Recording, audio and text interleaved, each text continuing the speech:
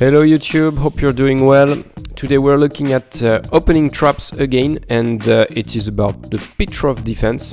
And in the end we're going to have a look at another trap in the English opening. Let's start. The first trap we're going to see in the Petrov Defense is a very basic one that you will be able to play only if your opponent is playing the Petrov but doesn't know very well what he's doing.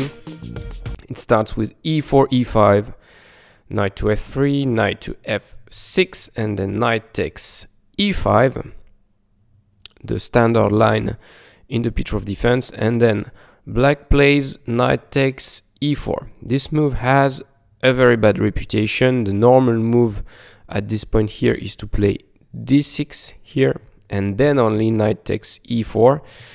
And it has a very bad reputation. In fact, it's not that bad if black plays correctly, and correctly means here playing queen to e7. That's very important, because if black plays the horrible knight to f6, then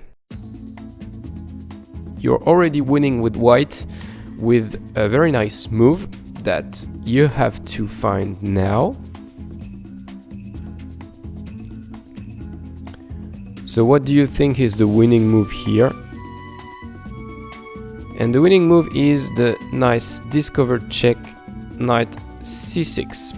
And you can see why it loses instantly, because it's a discovered attack, so it means you have to put something between the white queen and the black king. And at the same time, the queen on d8 is attacked. So ideally, you would like to parry the check with your queen on e7, but the thing is your knight also controls e7, which means that on the next move, black will play, for instance, queen e7, you will play knight takes e7, winning easily.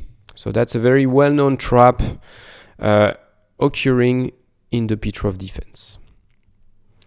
The next one is actually an interesting gambit you can play with white. And if black doesn't know, it's easy to get wrong with black. So it starts with e4, e5, knight f3, knight f6.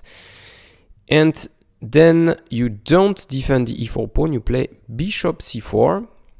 And then if black accepts this sort of gambit, black plays knight takes e4, you play knight c3, proposing a knight exchange in order to speed up your development. And black plays knight takes c3 here. White here takes back with the d pawn, and the idea is to open the line for this bishop on c1, just to accelerate the development. And it's very interesting because at this point, black only has one good move already. And this good move is not really easy to spot. It is f6. It's really the kind of move you don't want to play usually, so that's why it's really hard to find.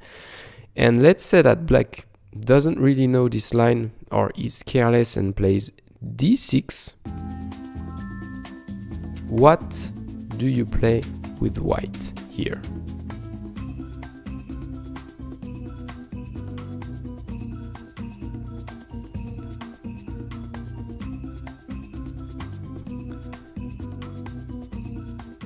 And the winning line here is knight to g5. And the reason it's so good because it's attacking f7, and there is not a very good way for black to protect this square actually. Let's say that black plays bishop e6, for instance, which is probably the best move. Then you exchange on e6. It looks like black is doing more or less okay here, but then you have the move queen to f3. Congratulations if you found it from the previous position, because now you're threatening b7 and also f7. This is a pure double attack on black's position, and black will lose at least the exchange.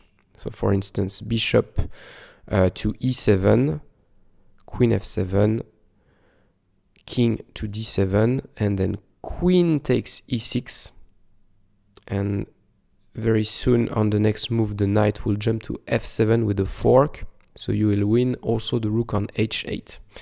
So really a crushing advantage for white at the end of this line.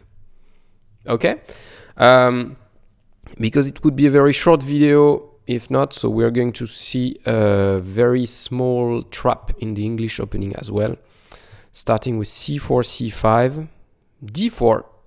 Very direct treatment of this opening by white, not the most common move, but this can happen. C takes d4, knight to f3.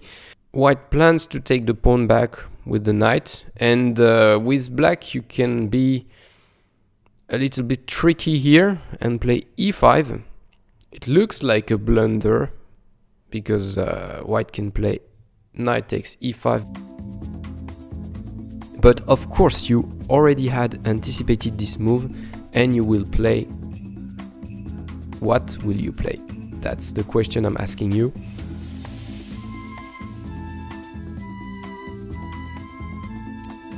This line is not too hard to find. You play queen a5 check, a classic in such positions, and white can almost resign already, because on the next move you will capture the knight on e5, and that's it. I hope you enjoyed this small video about opening traps. On the next video we will delve into the Scandinavian defense, and there are some very interesting lines here as well. So I hope to see you next time. Thank you and bye bye.